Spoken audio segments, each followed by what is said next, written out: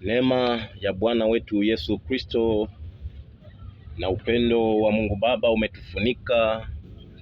Tunaziona neema na kweli za Mungu aliye mtakatifu.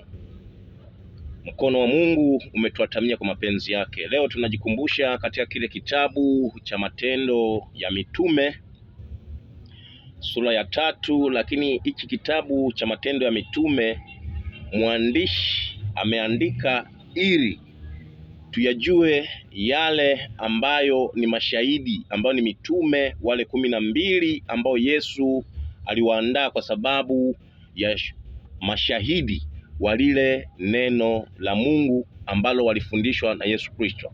Lakini Biblia inasema kwamba wakati Yesu Kristo anataka kuanza huduma yake, alienda baharini akakuta Simoni ambaye ni Petro wakivua samaki. Yesu Kristo akataka kwamba huyu Simoni Petro akipeleke chombo pwani. Yule Simoni Petro akatii. Yesu Kristo akahubiri Injili. Baada ya kuhubiri Injili akasema tweka nyavu kilindini. Lakini Simoni Petro akasema huu ni wakati wa mchana, huwezi kufanya uvuvi. Kwa nini Simoni Petro alisema hivyo? Kwa sababu katika maisha yake ya uvuvi huwezi kuvua samaki mchana, lakini kwamba unatambua kwamba huyu Simoni Petro alikuwa na maarifa ya kazi yake ya uvuvi, alikuwa na elimu ya kazi yake ya uvuvi, kwa maana tangu utoto wake alikuwa akivua samaki. Kwa hiyo alikuwa na elimu na kile kitu ambacho anakifanya ambayo ni uvuvi. Lakini unaona baadaye Simoni Petro anakuambia, Biblia inasema kwamba alitii akatupa nyavu kilindini.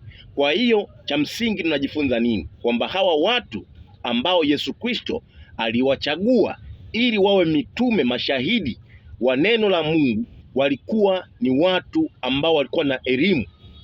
Kwa maana mwalimu hawezi kuwachagua watu wasiokuwa na elimu, walikuwa na elimu. Lakini Yesu Kristo akawachukua akakaa nao miaka 3 akiwafundisha habari za ufalme wa Mungu.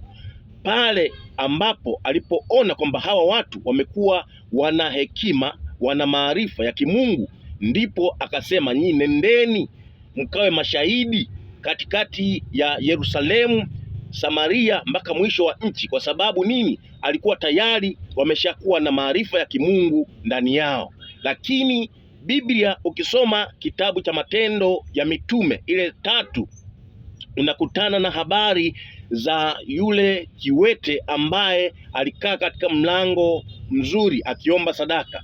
Hawa watu Biblia inasema Simoni Petro, Yohana, ulikuwa muda wa saa 9 wanakwenda kusali.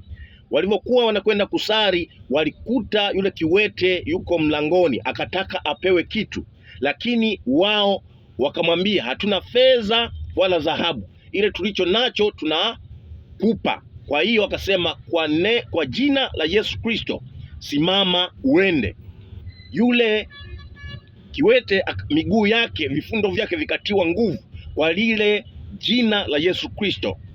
Unaona, watu wakapata ushangao kwamba kwa nini hili jina limemtia huyu mtu uzima. Lakini wale mashahidi ambao ni mitume, ambao ni Petro na kina Yohana, wakasema yule mtakatifu Yesu ambaye mlimuua nyinyi Mafarisayo na Masadukana wakuu, mlimuua, hilo jina ndio limemtia uzima huyu mtu, limemtia nguvu huyu mtu. Kwa hiyo wakashuhudia kwamba yule ambaye Yesu Kristo mlimkataa, huyo ndiyo jina hilo limemponya huyu mtu. Kwa sababu gani? Kwa sababu wale watu walipewa mamlaka ile ya kimbingu kwamba wao wapooze wagonjwa, wao wafufue wafu. Kwa nini? Yesu Kristo aliwaachia mamlaka. Kwa hiyo mwana wa Mungu katika maisha yako ya kila siku, ukiwa na Mungu, ukimpenda Mungu, ukayaisha Mungu katika maisha yako, utamwona Mungu atakupigania, utamwona Mungu atakushika mkono, utamwona Mungu atakuwa kimbilio la wote wenye mwili. Lakini Simoni Petro anasema kwamba kile kitabu cha Matendo ya Mitume ile 3 na ule mstari wa 19 anasema tubuni kwa maana zije zile nyakati za kuburudishwa kwake Bwana, kwamba alitaka hawa Wayahudi watubu dhambi zao na zije nyakati mpya za kuburudishwa kwao kwa kuweko Kristo katika maisha yao, kwa sababu Kristo ameshajifunua katika maisha yao. Kwa hiyo wale wakashuhudia ukuu wa jina la Yesu Kristo, kwamba hilo jina lenye nguvu, lenye mamlaka, ambayo yeye alikufa katika wafu akafufuka siku ya tatu, hilo jina limepata uwezo na mamlaka la kuponya wagonjwa, la kufungua waliofungwa kwa mapenzi yake, kwa maana sisi ni mashuhuda wa hilo. Kwa hiyo hawa watu wote ambao walikiri imani kwamba Yesu Kristo anaweza kuponya, hakika mkono wa Mungu ukawa katika maisha yao. Kwa hiyo wana wa Mungu, tudumishe sana ushirika wa kumpenda huyu Kristo, na matendo yake yakikaa katika maisha yetu, tutamuona Mungu katika maisha yetu. Barikiweni kwa neema yake Kristo na upendo wa Mungu Baba. Amen.